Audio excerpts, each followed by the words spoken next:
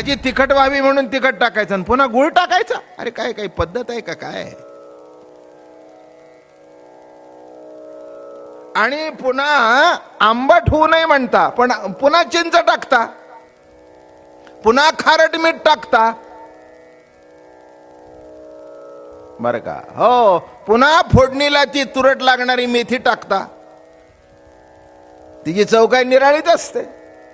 मग एवढे सगळे प्रकार टाकून जेव्हा त्या सर्व रसांचं एकरूपतेने मिलन होतं, एक अलौकिक रास निर्माण होतो. मग माणूस म्हणतो, वा काय जेवण झाले, उत्कृष्ट. बोलण्यामध्ये सुद्धा रास जमावी लागते. शब्द कळला का? काय बुवा, सध्या आधी फारच तुमची दोघांची रास जमलेली दिसते.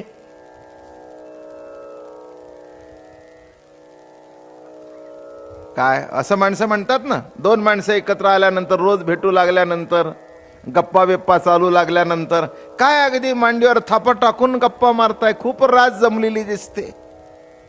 नाही नाही, रास जमल्याशिवाय तर जीवनामध्ये काही होतच नाही, हेही लक्षात ठेवा. संसार सुखाचा व्हायचा असेल तर पती पत्नीची रास जमावी लागते. आणि एक लक्षात ठेवा, नवरसामधला हा शेवटचा 10वा रस हा प्रेम रस आहे.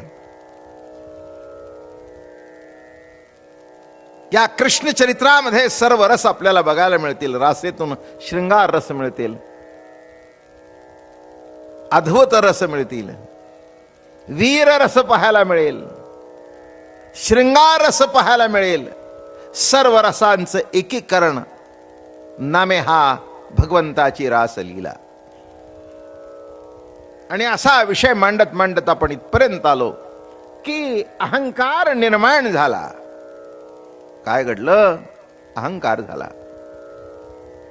एक सांगू का, चांगल्या गोष्टीचा सुद्धा अहंकार होऊ नये. चांगली गोष्टी स्वीकारताना सुद्धा लीनतेने स्वीकारावी,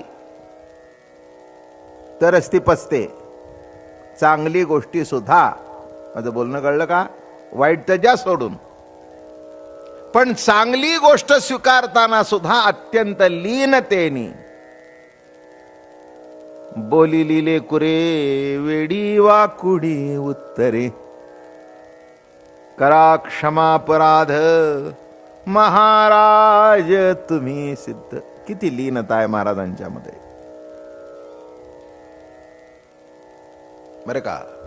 ज्ञानेश्वर महाराजांनी उत्कृष्ट निरूपण चालल्यानंतर श्रोते समोर बसले होते. त्यामध्ये निवृत्तीनाथांच्या सारखे सद्गुरू पण होते. एखाद्या माणसाने जगाला उपदेश करण्याकरता 50 पुस्तकं लिहिली असतील, पण त्याचं मन जर समाधानी नसेल तर कोण काय करतो? व्यासांच्या बाबतीत असंच घडलं. साधीसुधी पुस्तकं लिहिली नाहीत, तर महान जीवनाचं तत्वज्ञान सांगणारे ग्रंथ लिहिले. महाराज लिहितायत भागवतामध्ये, वेदार्थ सकळ पुराण व्यासे केली निर्माण, परितो नपवेची आपण निज समाधान हिताचे. एवढं करून सुद्धा त्याच्या जीवाला समाधान प्राप्त झालं नाही. मोठी अवघड गोष्ट झालं. आपण कार्य करत असतो, आपण कर्म करत असतो. एखादं कार्य करताना जीव तोडून ते करतो, पण ते करून जर समाधान भेटलं नाही तर इंग्रजीमध्ये एक शेक्सपियरचं नाटक आहे, ऑल लव्हज लेबर लॉस्ट. म्हणजे एवढं करून सगळं फुकट गेलं. मराठीतली म्हण म्हणजे एवढं करून शेवटी मुसळ केरात गेलं. केलं पण समाधान नाही. तसं या ठिकाणी व्यासांना जे समाधान प्राप्त झालं,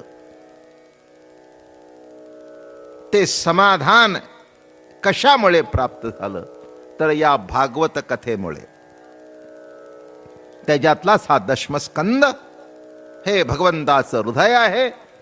आणि जी रास चालू आहे पंचाध्यायी, ते भगवंताचे पंचप्राण आहेत. कारण या रासेच्या माध्यमातून जीवशिवाचं ऐक्य आहे, मिलन आहे. मिलना करता जीवन आहे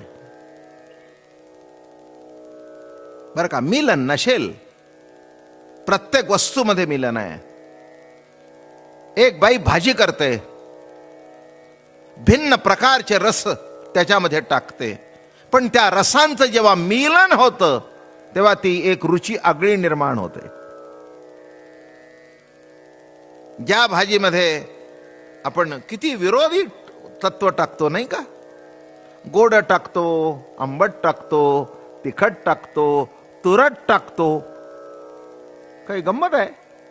जिथून आवाज आला, यमुनेत फुल टाकलं पुढे वाहत गेलं, पण तुझा जिथून आवाज आला, आपलं तसंच आहे ना, जिथून आवाज येतो तिथे आपण जातो.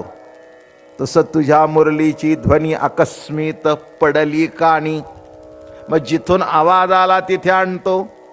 तसं या ठिकाणी लक्षात घ्या, महाराज म्हणतायत एक बरोबर कोणीतरी होती, तिला घेऊन गेले. ती एकीचं भाग्याचं वर्णन करतात नामदेव महाराज. तोडोनिया पुष्पे गुंफोनिया हार, घालती श्रीधर तिजवरी. राधा आहे ती. मग भगवंतानी एकटीच ती असल्या कारणाने सुंदर सुंदर फुलं तोडली, त्या फुलांचा हार केला, त्या फुलांची वेणी केली, तिच्या गळ्यामध्ये घातला, तिच्या डोक्यामध्ये माळल्या. मोठं कौतुक आहे नाही का, मोठा आनंद आहे. सिद्धांत असा आहे की जीवाला प्रभू सजवत असतो, पण जीवाला प्रभू सजवतो हे कळत नाही, म्हणून तो म्हणतो मी चांगला दिसतो, मी सुंदर दिसतो. फुलांचे अहंकार घातले तसे हे शब्द स्पर्श रूप रस गंध पंच ज्ञानेंद्रिय पंच कर्मेंद्रिय विषय मन बुद्धी हे प्रभूने घातलेले अलंकार आहेत.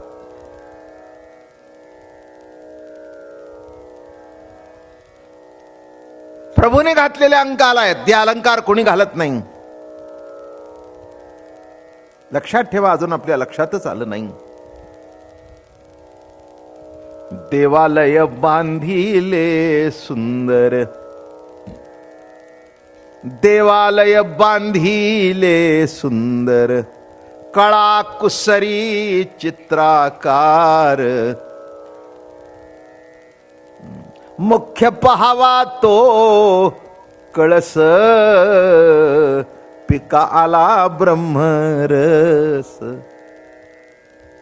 प्रवचनाचं कारण संपलं. तुम्ही देव आहे, आम्ही देव आहे, कशाची कुणाला भीती नाही. तसं नाही आहे. निरहंकारी वृत्ती राहणं. आणि गोपींच्या मनामध्ये अहंकार निर्माण झाला की आमच्यासारखं कोणी भाग्यवान नाही. ऐकावे चरित्र परीक्षिती राजा, बरोबरी जाया एकासे. तोडोनिया पुष्पे गुंफोनिया हार, घालती श्रीधर तिजवरी. ने क्षणभरी योगियांचे ध्यानी, घालित सेवेनी आवडेनी. मग देवाने काय केलं, या सगळ्यांना सोडून दिलं आणि एकीला बरोबर घेतलं. तिचं नाव होतं राधा. रमण स्वरूपाची जिला धारणा होती ती राधा. मागे सांगितलं होतं पण पुन्हा रिपीट करतो, काही बिघडत नाही. पुढे वाहत जाते ती धारा, उलटी वाहते ती राधा. काय सांगितलं होतं मागे, पुढे वाहत जाते ती धारा.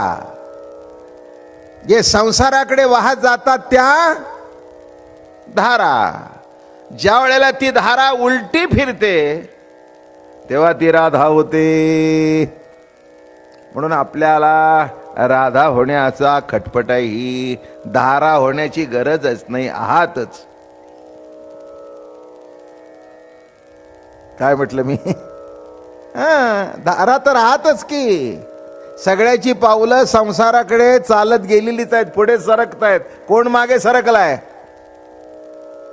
कोणी मागे वळून बघतोय का, मागे सरकलाय का? नाही. पण हे वैशिष्ट्य आहे बर का. त्या बोलाच्या ओघामध्ये आठवलंय का, चांगलं आहे, सुंदर आहे.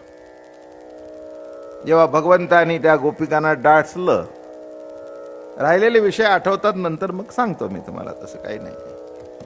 जेवढं आठवेल तेवढं सांगेन, आता नाही आठवेल ते माझ्या हातात नाही. जेव्हा त्या भगवंतांनी बासरी वाजवली, ते काल चरित्र सांगितलं मी तुम्हाला, त्यांनी नावं ठेवलं. मग त्यांनी त्या बायकांनी चरित्र सांगितलं की अरे बाबा, जो देहाचा पती होता तो सुटला, मूळच्या पतीने हाक मारल्यानंतर मूर्ती टाकून त्याचेच हाकेला धावणं हे बरोबर आहे. त्याच्यावर चर्चा ही आपल्या पुढे मांडली. मग दुसऱ्या गोपीने अजून एक उदाहरण सांगितलं. म्हणे प्रभू, तुझ्या बासरीचं इतकं कौतुक आहे, अलौकिक आहे की यमुनेच्या पाण्यामध्ये जर फुल टाकलं तर ते पुढे वाहत जातं, पण तुझी बासरी इतकी नटखट आहे की जिथून आवाज निघतो तिथे घेऊन जाते. माऊलीने चटकन म्हणावं, एरवी तरी मी मूर्खू, जरी झाला अविवेकू, पण संत कृपा दीपकू सोज्वळू असे. निराभिमान. काय तुम्हाला वाटतं मी ज्ञानेश्वर बोलतो, तुम्हाला वाटतं मी ज्ञानदेव बोलतो? नाही हो, तसा मी मूर्ख आहे.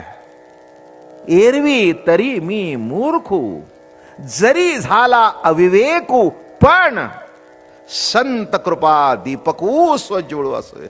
श्री गुरु कृपा काय न होय. ज्ञानदेव म्हणे श्री गुरुची कृपा काय करू शकत नाही.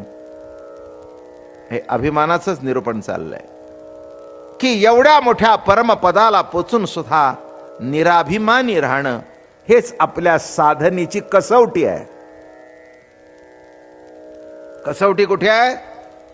किती आपल्या हातून मोठं कार्य घडलं तरी त्याच्याबद्दल आपली वृत्ती निराभिमानी राहणं हे अत्यंत महत्वाचं आहे.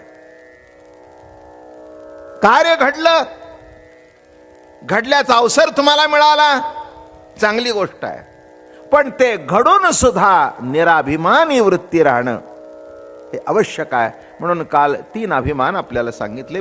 संसारातला अभिमान, परमार्थातला अभिमान आणि शेवटी अहम ब्रह्मास्मी हा अध्यात्मातला अभिमान. आणि एक पुढे अजून जाऊन सांगायचंय, असं गैरसमज करून घेऊ नका की भक्तीत अहंकार निर्माण होत नाही. भक्तीत अहंकार निर्माण होतो. आणि अजून सांगतो, देव जवळ असला तरी अहंकार मध्ये शिरतो. याचं प्रत्यक्ष उदाहरण म्हणजे ही रासक्रीडा.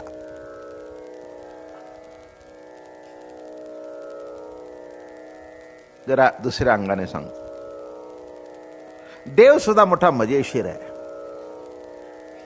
खरंच आहे. दुसरं मत मानतो की ईश्वरी सत्ता जिथे आहे तिथे निराहंकारी वृत्तीच असावी, तिथे अहंकार शिरतोच कसा.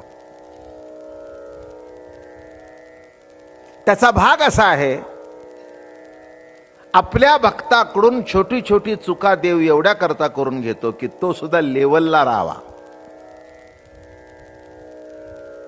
एकदमच डोक्यात हवा शिरल्यानंतर फारच गोंधळ होईल. जरा लेवल राहावं. काय राहावं? एकदमच तुम्ही म्हणाल मी देव झालो, संपलं. आम्ही देव तुम्ही देव मध्ये भेव कशाचा.